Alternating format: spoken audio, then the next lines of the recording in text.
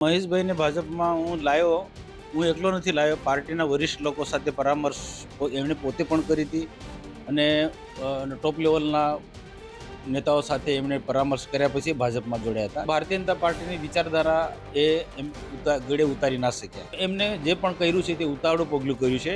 અમે એનું માન સન્માન જળાવે એ રીતના બધા જ પ્રયત્નો કર્યા હતા. જો મને એવું નથી લાગતું કે મહેશભાઈ ભાજપમાં ફરી આવે, કારણ કે એની વિચારધારા જ ભાજપની નથી. મહેશભાઈના જવાથી ભાજપને નુકસાન થશે. ઝઘડિયા વિધાનસભાની વિસ્તારની અંદર મોટા મોટા દિગ્ગજો ભાજપને છોડીને ગયા છે, છતાં ભાજપને કોઈ નુકસાન થયું નથી. કોઈ આવે કોઈ જાય એનાથી ભાજપને કોઈ ફરક પડતો નથી. લોકસભાની ચૂંટણી વખતે ભારતીય જનતા પાર્ટીમાં આવેલા આદિવાસી નેતા અને ડેડિયાપાડાના પૂર્વ ધારાસભ્ય મહેશ વસાવાએ આખરે ભાજપ છોડી દીધું છે.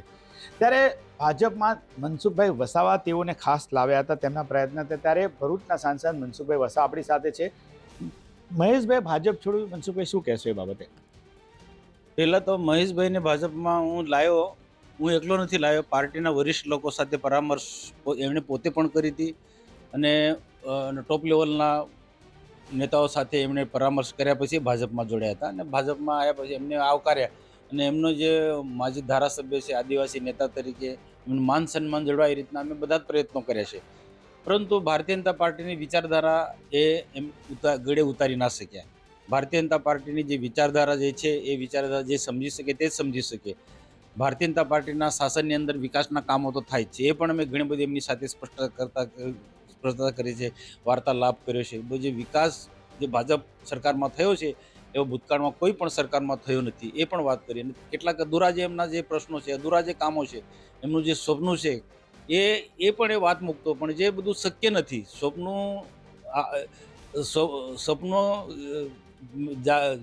સપનું દેખવું ને સપનાને અમલમાં મૂકવું એ બહુ મુશ્કેલ કામ છે. પણ એના પ્રયાસો કરવા જોઈએ. અમે પડતો એને સહકાર નથી આપ્યો અને બધી જ બાબતનો સહકાર આપ્યો છે.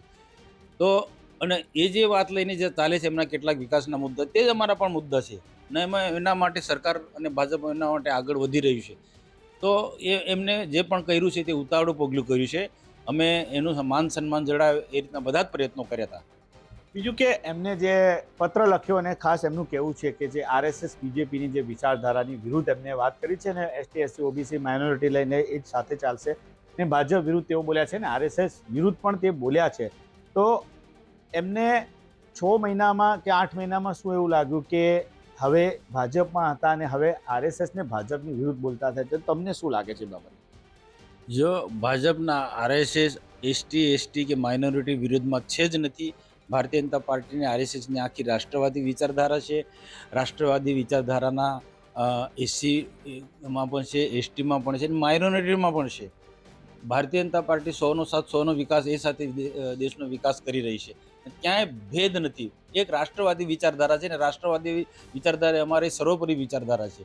એમાં એમને શૂટ થવું જોઈતું હતું. અમે કોઈ જ્ઞાતિ જાતિના વિરોધી છે જ નથી, પણ એને ક્યાંક ને ક્યાંક એમને આખા જૂના જે એના વિચારધારા જે હતા, આખા બીટીપી કે બધા કેટલાક સંગઠનો જે કેટલાક હતા, ટ્રાઇબલ સંગઠનો, એની વાતમાં એ થોડા વધારે આવી જતા હતા ને એ એમનું એક ખોટું છે. કારણ કે જે એમની જે વિચારધારા એ લાંબો સમય ટકી શકવાની નથી, ટકી બી નથી ને ટકવાની પણ નથી. આપણે બધા જોઈએ છે કે ભૂતકાળમાં બધા જ લોકો જે કેટલાક ટ્રાઇબલના જે પ્રશ્નો લઈને ચાલે, મારા ડિટેલ મારી ચર્ચા કરવી નથી, તો એ બધા લઈને ચાલ્યા છે. એમાં સમજી ડામર હોય કે પછી છોટુભાઈ વસાવા હોય કે બધા જ લોકો, કે છોટુભાઈ ના સુપુત્ર મહેશભાઈ વસાવા, બધા જ લોકો એ બધા એમાં સક્સેસ ગયા નથી અને બહુ લાંબુ પણ નથી ચાલ્યું. જ્યારે ભારતીય જનતા પાર્ટી તો જ્યારથી એની સ્થાપના થઈ છે ત્યારથી અવિરત સતત પૂરી તાકાતથી આગળ વધતી રહી છે ને આખા દેશમાં એટલી મજબૂત છે ને કે સામે કોંગ્રેસ હોય કે બાકીના પ્રાદેશિક પક્ષો બધા ખતમ થઈ ગયા છે. એ અમારી વિચારધારા છે. એ વિચારધારાને કોઈ તાકાત નથી કે અમને કોઈ તોડી શકે. મહેશભાઈને શું કહેશો તમે આ બાબતે? મહેશભાઈ ભાજપમાં જે છોડીને ગયા છે, તો તમે શું કહો છો? એમને ભાજપમાં ફરી લાવવા માટે આપણે પ્રયત્ન કરશો કે વાતચીત કરશો? શું કહેશો? જો મને એવું નથી લાગતું કે મહેશભાઈ ભાજપમાં ફરી આવે, કારણ કે એની વિચારધારા જ ભાજપની નથી. એની અલગ જે વિચારધારા જે છે, હા, વ્યક્તિગત તરીકે મહેશભાઈના મારા સંબંધ છે, એક મિત્ર છે. અમે એ ધારાસભ્ય હતા ત્યારે પણ આદિવાસીના વિકાસના કામો સાથે રહીને કામો કર્યા છે અને અમારામાં આવ્યા ત્યારે સૌથી વધારે એને પ્રોત્સાહિત મેં કર્યા છે. સૌથી વધારે પાર્ટીમાં સાચવવાનું કામ મેં કર્યું છે અને હજુ પણ કોઈ સમાજને લગતા, આદિવાસીના હિતને લગતા એમના કોઈ સૂચનો હશે તો જે કરવા જેવા હશે, ધ્યાન આપવા જેવા અમે ધ્યાન આપીશું.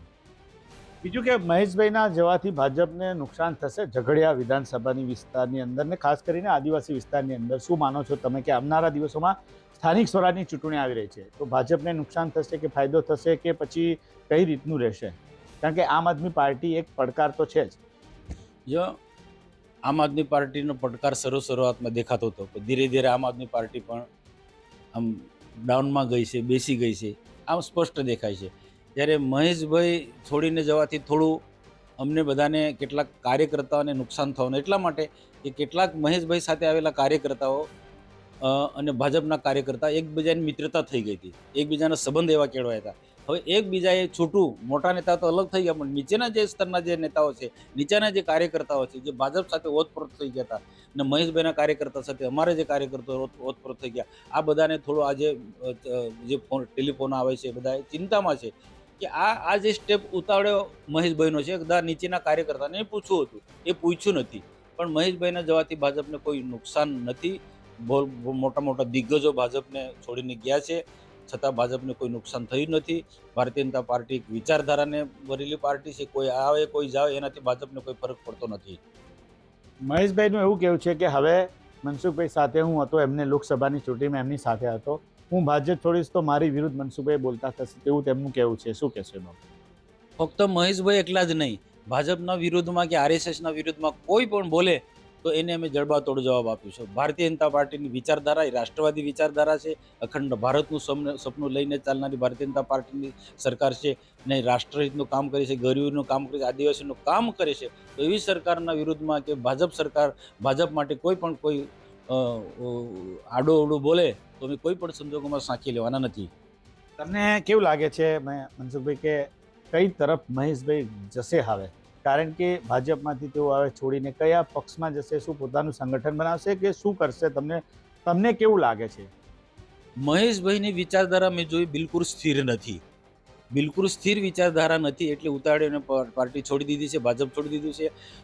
હવે એની વિચારધારા ક્યાં શૂટ કરે છે એના પર આધાર છે. કોંગ્રેસ સાથે શૂટ કરી શકે છે, આમ આદમી પાર્ટી સાથે તો ચૈતર સાથે તો બનતું જ નથી. જે એનો ઝઘડો હતો ચૈતર વસાવા સાથે, જે એમને જે બીટીપીને તોડી નાખી, એ ચૈતર વસાવે બીટીપીને તોડી નાખી છે. તો હવે એ ચૈતર સાથે તો જવાનો નથી, જાય તો પછી કોંગ્રેસમાં જાય. હવે કોંગ્રેસની વિચારધારા અને મહેશભાઈની વિચારધારા કેટલી શૂટ કરે છે એના પર આધાર છે. છેલ્લો સવાલ મનસુખભાઈને. મનસુખભાઈ, શું માનો છો કે આદિવાસી વિસ્તારની અંદર મહેશ વસાવા અને છોટુ વસાવાનો ઓરા ખતમ થઈ ગયો છે કે હવે એ લોકો એમનું અસ્તિત્વ તમારી દ્રષ્ટિએ છે હવે, કે પછી કે એમની જે પક્ષ એમને જે બદલા એના કારણે તેઓનું ગ્રાફ ડાઉન થયો છે? શું માનો છો કે હવે એમની રાજનીતિ કેવી રહી છે? કારણ કે ઝઘડિયાની વાત કરી કે પછી અન્ય વિસ્તારની વાત કરીએ. છોટુભાઈ એક સમય આદિવાસી વિસ્તારની અંદર ખૂબ પ્રભુત્વ જમાયું. આદિવાસીઓના હકને અધિકાર માટે તેઓ લડ્યા પણ, એ અમે ચોક્કસ સ્વીકારીએ છીએ. પરંતુ છાસ વારે સત્તાના કારણે પાર્ટીઓ બદલવી એ ચોક્કસ પેલું મજબૂત વિચારધારા ના કહી શકાય. આ ઘડી છાસ વારે પાર્ટીઓ બદલવી, પાર્ટીઓ છોડવી, એના કારણે એમનું સ્તર નીચું ગયું છે. મહેશભાઈનું હોય કે છોટુભાઈનું હોય કે એમની આખી વિચારધારાનું એમનું કોઈ ચોક્કસ એક સ્ટેન્ડ હોવું જોઈએ અને તેને પકડી રાખવું જોઈએ.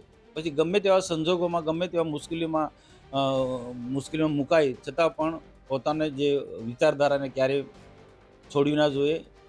પણ આ સમય પર એ ક્યારેક આખું પેલા કાછીડાની જેમ રંગ બદલતા રહ્યા છે.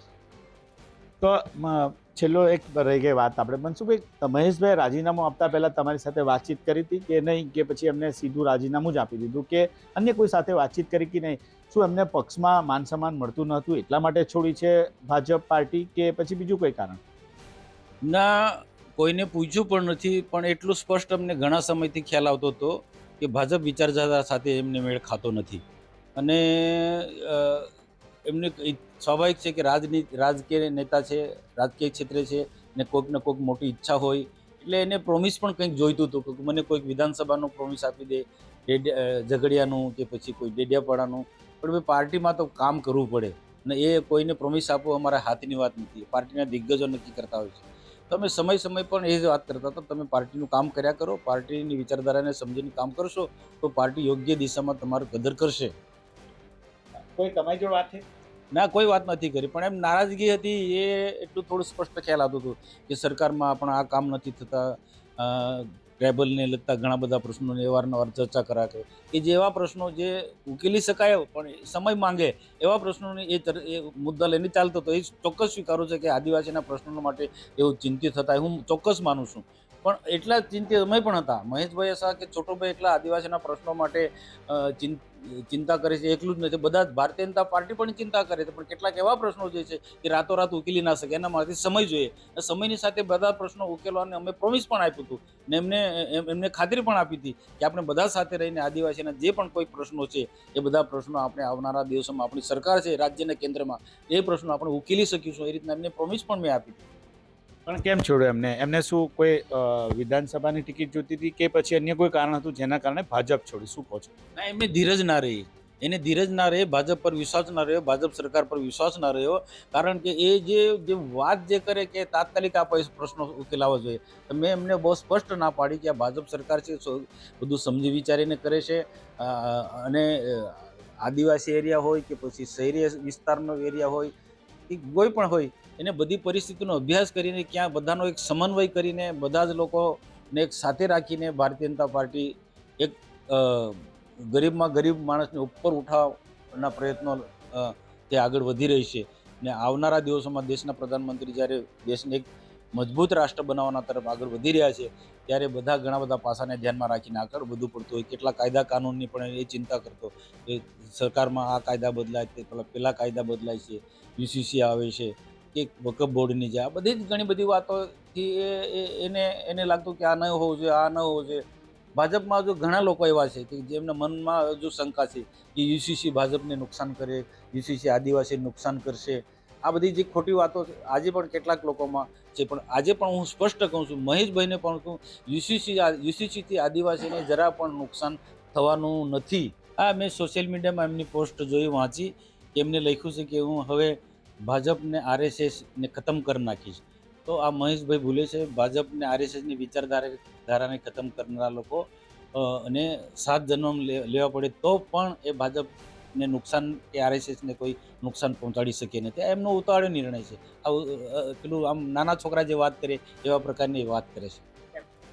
તો આ હતા ભરૂચના સાંસદ મનસુખભાઈ વસાવા. તેમને મહેશભાઈ વસાવાએ ભારતીય જનતા પાર્ટી જે છોડી છે એ વિશે ખાસ વાતચીત કરી છે ને તેમને કયા કારણસર મહેશભાઈએ ભાજપ છોડ્યું છે તે વિશે પણ મનસુખભાઈનું શું કહેવું છે તે આપણે જોયું. નરેન્દ્ર પેપરવાલા, ગુજરાત તક, નર્મદા.